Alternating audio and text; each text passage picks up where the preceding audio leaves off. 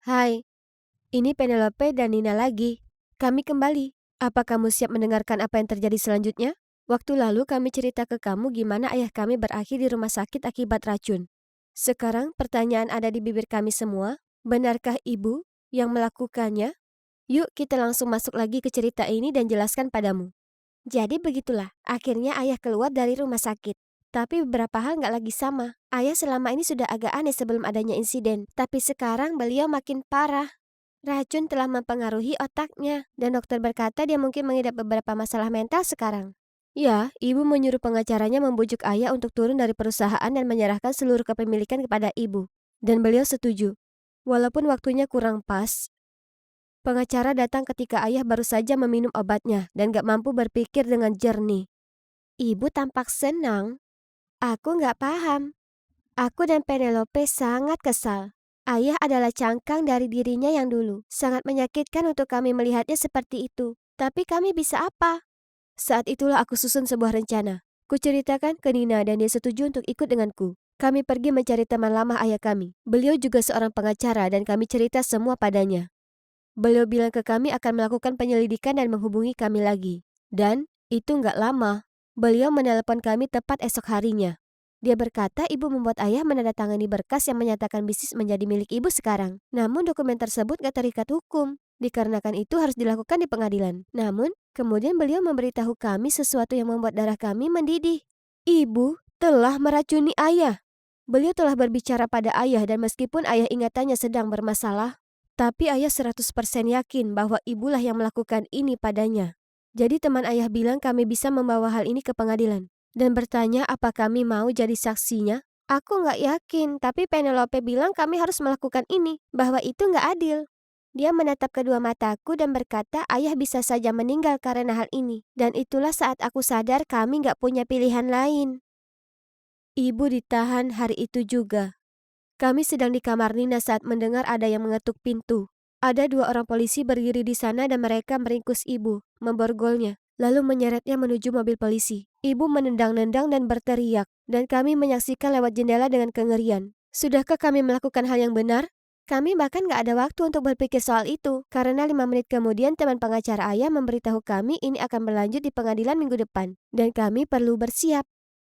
Minggu itu berjalan sangat lambat. Ayah nggak terlalu paham apa yang terjadi. Separah itu racun sudah berdampak ke otaknya. Dia bahkan juga nggak lagi menyebut tentang kiamat. Seolah ayah sudah lupa segalanya. Bagian terburuknya adalah meski dia mengakui ibu meracuninya, dia nampaknya nggak mampu menyimpan dendam terhadap ibu. Ya, sepertinya ayah masih mencintainya. Itu gila sekali.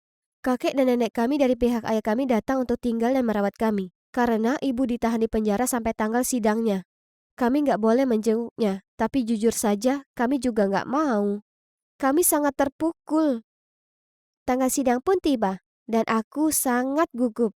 Penelope juga. Ibu menangis saat melihat kami, dan bahkan saat aku memberikan pernyataan, aku nggak sanggup memandangnya. Aku tahu yang akan terjadi kepadanya. Dia menjerit keras sekali saat mereka menjatuhkan hukuman padanya. Ibu mendapat 5 tahun. 5 tahun di penjara. Aku nggak percaya. Ibu memang pantas mendapatkannya, tapi di saat yang sama dia itu ibu kami. Apa yang akan kami lakukan tanpanya? Kami bahkan nggak sanggup untuk pulang. Jadi kami pindah ke rumah kakek dan nenek. Kami harus menjual rumah dan perusahaan. Dan meski kami dapat banyak uang dari situ, kami gak peduli. Ya, keluarga kami hancur. Semua karena ibu yang jadi tamak dan tak lagi cinta kepada ayah setelah beliau terobsesi dengan sekte religius barunya. Tapi, kenapa ibu gak pisah saja dengannya? Kenapa ibu bertindak jauh dan meracuni ayah?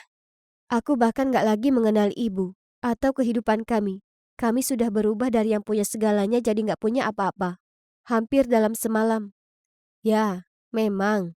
Kami punya uang di bank. Tapi sekarang ayah nggak bisa bekerja dan ibu di penjara. Kami butuh uang itu untuk bisa bertahan, untuk kuliah dan sebagainya. Kembali ke sekolah bagian yang tersulit. Semua orang tahu yang sudah terjadi dan mereka memandang kami seolah kami ini sumber bencana. Untungnya, kami saling memiliki, karena nggak seorang pun mau bicara ke kami lagi. Sekarang kami adalah anak dari seorang kriminal dan seorang yang sakit mental.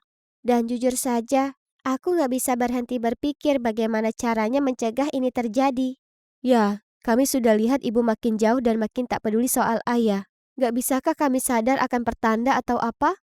Aku cuma lega ayah gak meninggal. Jika ayah meninggal, aku gak akan pernah memaafkan ibu. Sama sekali. Ya, aku juga. Bahkan sekarang saja rasanya aku gak bisa maafin ibu. Mereka bilang kami bisa menjenguknya di penjara, tapi kami mau bilang apa? Bagaimana jika ibu juga meracuni kami? Tidak, kurasa kami lebih aman jika ibu ada di penjara. Dan meski ibu bebas setelah 5 tahun, aku ragu nenek dan kakek akan membiarkannya dekat-dekat dengan kami atau ayah. Sungguh sedih melihat keluarga kami runtuh dalam semalam. Padahal orang tua kami dulu begitu saling mencintai di SMA. Dan bahkan sampai beberapa tahun lalu.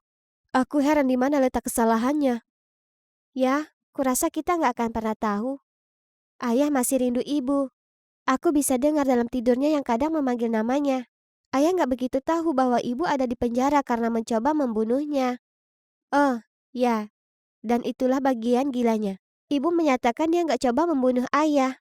Dia cuma ingin sedikit meracuninya supaya ayah nggak bisa kerja lagi. Ya, di mataku itu sama saja membunuhnya. Jadi, ya, itulah cerita kami. Cukup mengerikan ya. Tapi syukurlah ayah bisa selamat.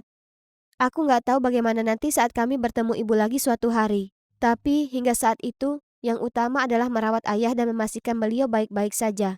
Tolong bagikan pendapatmu tentang cerita kami di bawah. Dan jangan lupa untuk like dan subscribe ke channel kami.